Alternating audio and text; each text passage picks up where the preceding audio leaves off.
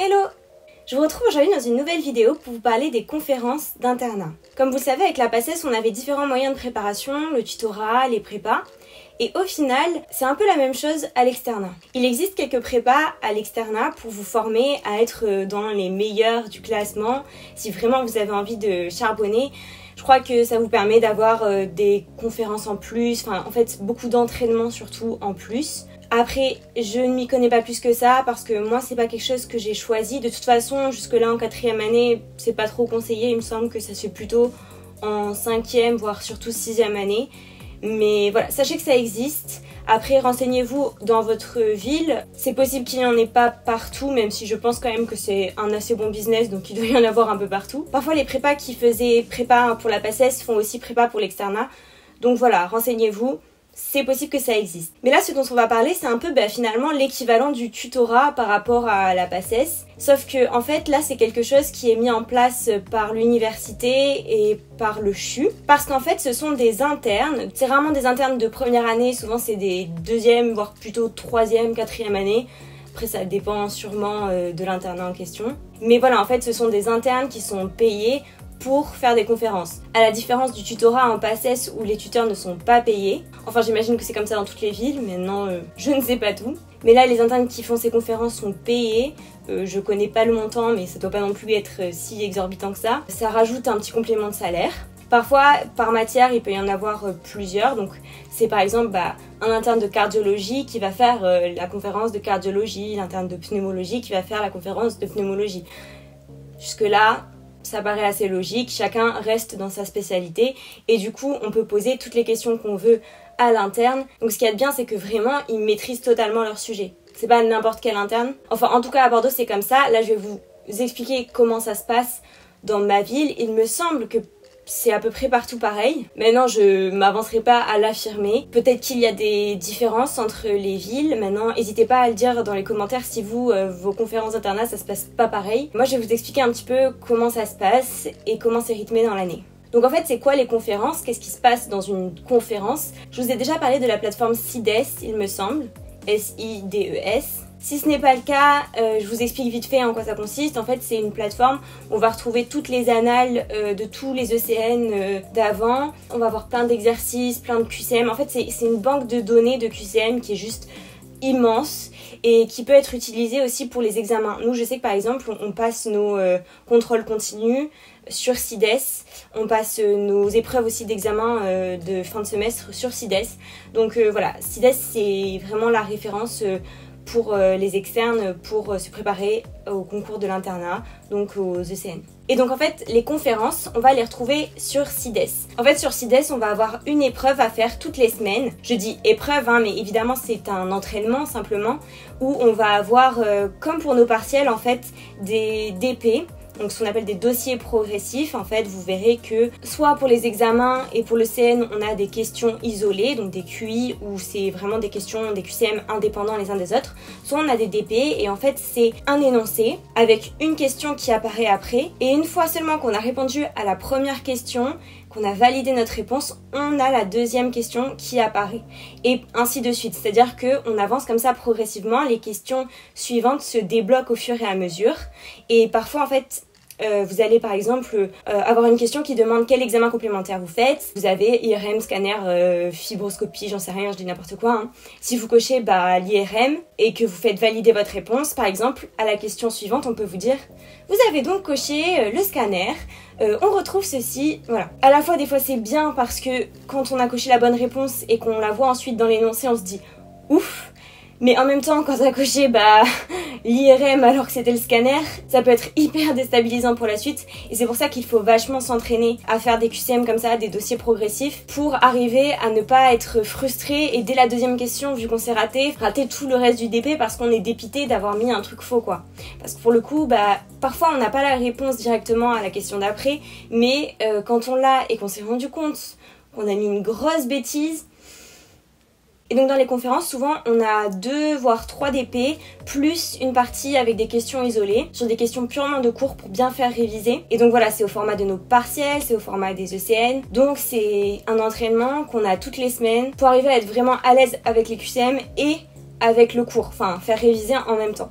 Et donc du coup, cette épreuve, on l'a fait n'importe quand dans la semaine jusqu'au jour où on a la conférence en présentiel, la correction de cette conférence avec l'interne qui l'a préparée. En 4e année, nous, la conférence avait lieu le mardi soir. Donc vous savez, un peu comme le tutorat, ça avait lieu le soir après les cours, vers 19h je crois. Donc en 4e année, c'était le mardi qu'on faisait ça. Du mardi où on avait une conférence jusqu'au mardi d'après, on avait tout ce temps-là pour préparer la conférence d'après. Je sais pas si j'arrive à être très claire dans mes explications. Une fois qu'on avait passé une conférence, on avait le sujet de la conférence de la semaine prochaine qui était disponible sur CIDES, donc qu'on pouvait faire dans la semaine jusqu'au mardi, où cette conférence allait être corrigée. Cette année, je suis en 5e année, donc c'est le jeudi qu'on a ces conférences. Donc la semaine avant la conférence, on prépare le sujet en le faisant sur CIDES, donc on a une limite de temps, je crois qu'on a 2 heures pour le faire ou un truc comme ça. On télécharge nos réponses, on peut télécharger la copie de nos réponses, mais on n'a pas les réponses officielles, on a juste nous ce qu'on a fait, notre épreuve qu'on a fait. Et le soir de la conférence en présentiel avec l'interne, il va la corriger avec nous, nous interroger, faire des petits topos de cours. Donc en fait c'est super bien parce que ça permet de faire réviser les cours d'une autre façon au final. Et en plus on peut poser nos questions à l'interne qui est spécialiste de la conférence en question. Petite pause. Je me rends compte au montage que j'ai quand même oublié de vous dire un truc hyper intéressant. C'est qu'à la fin de chaque conférence, on a notre note, comme si c'était une vraie épreuve, plus un classement pour savoir comment nous positionner par rapport aux gens de notre groupe. Donc c'est pour ça qu'au final je vous dis que c'est un petit peu le tutorat de l'externat. J'ai oublié un petit détail par contre, c'est que ces confs elles ne sont pas gratuites non plus. Pour payer les internes, forcément, ils nous demandent au début de l'année une participation. Donc je crois que l'année dernière, j'ai payé à peu près 100 €. Honnêtement, je sais plus le chiffre exact. Et cette année, je crois que ça va être 150 ou 200. Je vous dis, ça va être, alors que au moment où vous allez voir cette vidéo, je serai sûrement déjà en train de les faire, ces conférences. Parce que là, je filme un peu à l'avance et honnêtement, pour l'instant, j'ai pas encore commencé cette année. Mais voilà, c'est à peu près dans ces eaux-là. Je crois que même jusqu'en 6e année, ça dépasse pas les 200 €. Donc ça, c'est pour les conférences qui vont à peu près de septembre à juin. Et en plus, il y a un forfait pour faire des conférences pendant l'été. Donc ça, je l'ai pris là de l'été de ma D2 à ma D3, donc 4e à 5e année. Et ça coûtait, je me rappelle très bien, 70 €. Après voilà, c'est sûr que c'est pas donné pour savoir que c'est juste des QCM au final. Mais les sujets après, vous pouvez les refaire pendant tout votre externat. Au final, vous avez la correction, vous avez les explications de l'interne. Vous avez souvent d'ailleurs même les coordonnées des internes pour pouvoir après, s'il y a un autre moment pendant l'externat, des questions vous reviennent, vous leur envoyez des messages. Donc au final, je trouve que c'est un bon investissement. Et tout ça, je l'ai pas précisé, mais c'est avec la fac que ça se gère. C'est le jour de votre inscription que ça se prend. En tout cas dans ma fac, on paye les conférences le jour de notre inscription. Peut-être que certains reconnaissent ce mode de fonctionnement parce que c'était comme ça que ça se passait pour leur tutorat en PACES. Donc c'est pour ça qu'au final je le compare un peu au tutorat. Mais voilà, les internes qui font quand même ces conférences ne sont pas là non plus bénévolement. Même si, pour l'investissement que ça doit être, ça doit pas leur rapporter non plus beaucoup. On a parlé de la fréquence, donc toutes les semaines. Je crois que peut-être que ça commence un peu plus tard dans l'année, genre pas dès début septembre, mais peut-être deuxième semaine de septembre, voire même octobre. Ça, j'avoue que je m'en rappelle plus trop. Ensuite, on a parlé du prix, donc à peu près entre 100 et 200 € à l'année.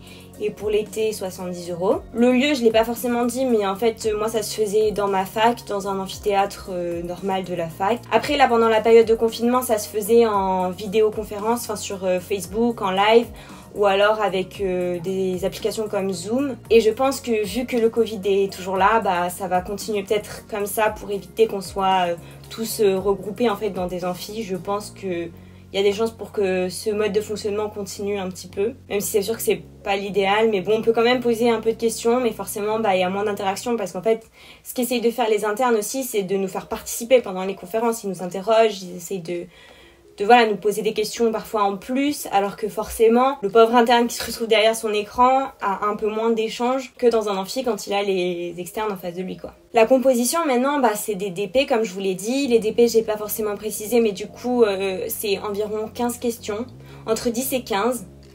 Et donc, souvent, le format qu'ils choisissent, c'est de faire 2 voire 3 DP, plus des questions isolées. Et donc par qui? Dans ma fac, c'est des internes de spécialité et donc ils nous font une conférence sur leur spécialité pendant qu'on est en train de voir cette spécialité en cours. C'est-à-dire que pendant le module neuro, on va avoir neuro, psy, ORL, ophtalmo, tout ça, enfin tout ce qui nous se trouve dans le module neuropsychosensoriel. Et on n'aura pas une conf de neuro quand on sera en cardio, si vous voulez. Par contre, ce sont des internes dans ma fac que pendant la 4e et la 5e année. En 6e année, je crois que ce sont des professeurs ou peut-être des chefs de clinique, enfin en tout cas plus des internes, mais le rang au-dessus, qui nous font des conférences. Donc voilà, c'est la petite subtilité et je crois aussi qu'en 6e année, il y en a beaucoup plus. Maintenant, je vous ai parlé de ça, mais en fait, vous n'êtes pas obligé en soi de vous y inscrire. On dirait qu'on y est presque obligé parce que j'ai l'impression que tout le monde dans la fac est inscrit aux conférences. On a presque l'impression que c'est une option, enfin ça va avec l'inscription quoi, mais en fait c'est pas du tout obligatoire, mais franchement je vous recommande à 10 000% de le faire. Ça peut vous être que bénéfique et ce qu'il y a bien c'est que ça vous rythme un petit peu aussi vos semaines, enfin vous savez vous avez une conférence à faire toutes les semaines. Enfin voilà, en général c'est hyper bonne ambiance, on peut poser toutes les questions qu'on a, donc moi je vous encourage vraiment à prendre ces conférences quand vous serez externe pour avoir ce soutien finalement en plus qui est non négligeable. Bon voilà, écoutez, je pense que j'ai tout dit à ce sujet. N'hésitez pas à me dire en commentaire si j'ai oublié de parler de certaines choses, s'il y a des points qui sont pas clairs. Voilà, n'hésitez pas à me le dire. Pareil, si vous avez envie que je fasse une vidéo sur un sujet en particulier que je n'ai pas abordé jusque-là, n'hésitez pas à me le dire en commentaire, à vous abonner, à me suivre sur Instagram pour suivre mes aventures quand je vais en garde par exemple. Et sinon, je vous dis à bientôt dans une prochaine vidéo.